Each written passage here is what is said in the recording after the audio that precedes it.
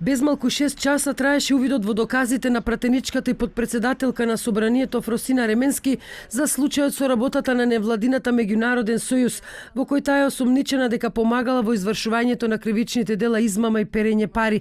Ременски вели дека не го завршила целосно увидот и дека досега не нашла докази дека е виновна за кривичното дело за кое што е осомничена.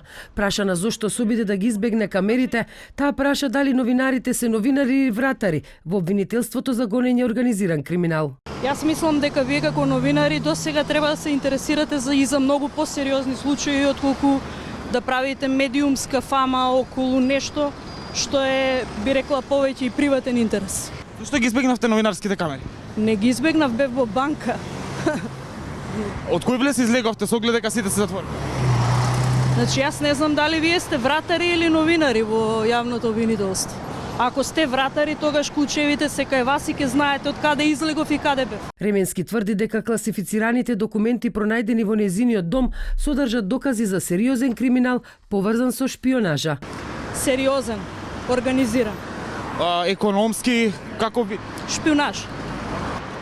Тие се предмет на надзор и не може да бидат класифицирани информации бидејќи кријат криминал. Денеска вид во доказите требаше да извршат и Бојан Јовановски, председател на Сојузот, и неговиот татко Миле Јовановски, но на нивно место тоа го направи адвокатот Сашко Дуковски. Претходно вид во доказите извршили подпредседателката на Меѓународниот сојуз и личната асистентка на Јовановски. По увидот во доказите, сите осомничени во случајот за работата на Меѓународниот сојуз следната недела ќе дадат исказ пред надлежен обвинител од обвинителството за гонење на организиран криминал. Осомничените се товарат дека ги довеле во заблуда бизнисмените Силјан Мицевски и Ардјан Амзовски, дека ќе обезбедат државно земјиште за изградба на центар за стари лица, а за возврат тие да уплатат без малку 720.000 евра, односно речиси 240.000 евра на сметка на Меѓународниот сојуз.